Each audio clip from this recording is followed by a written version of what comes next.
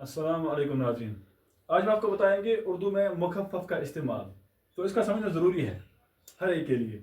मुखफ़्फ़फ़ कहते हैं, यानी अंग्रेज़ी में इसको एब्रीविएशंस कहते हैं। हम मिसाल के तौर पर लिखते हैं PhD और उसका माने होता है डॉक्टर ऑफ फिलॉसफी। हम लिखते हैं BA, बैचलर ऑफ आर्ट्स, तो उसको हम बोलते हैं इंग्लिश में एब्रीविएशन, और यहाँ पर इसको मुखफ़्फ़फ़ बोलते हैं, यानी कम करना।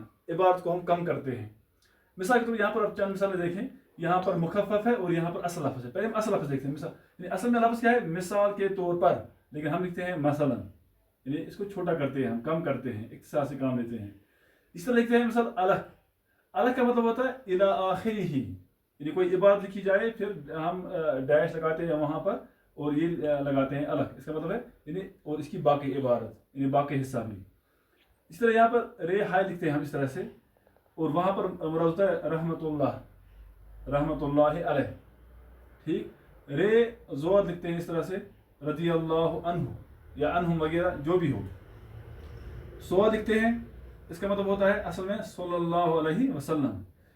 इसे लिखते हैं हम बखिदमत, और उसका मफ़हूम क्या है? आपकी खिदमत में असल। तो असल लफ्ज़ ये हैं और हम ये मुखफ़्फ़फ़ात इस्तेमाल करते हैं। लेकिन एक बात आप याद रखें, ये जो है सोद हम लिखते हैं किताबों में या कहीं पर हम लिखते हैं और फिर इसका मफ़हूम मुराद लेते हैं सल्लल्लाहु अलैहि वसल्लम। उलमा इकराम लिखते हैं कि ये गुनाह है, ये जायज़ नहीं है, ये कतन भी जायज़ नहीं, ये बेअदबी है हुज़ूर सल्लल्लाहु अलैहि वसल्लम की के दुरूद पाक के साथ। तो दुरूद पाक पूरा लिखना पड़ेगा सल्लल्लाहु अलैहि वसल्लम इस तरह। तो इसी तरह कोशिश करें कि जब भी आप लिखें रज़ियल्लाहु अन्हु या अन्हुम वगैरह या अनहा हो, तो वो आप पूरा लिखें, या रहमतुल्लाह अलैह ये भी पूरा लिखें। तो ये कोशिश करें। तो कहने का मकसद ये है, इनको हम बोलते हैं मुखफ़्फ़फ़ात।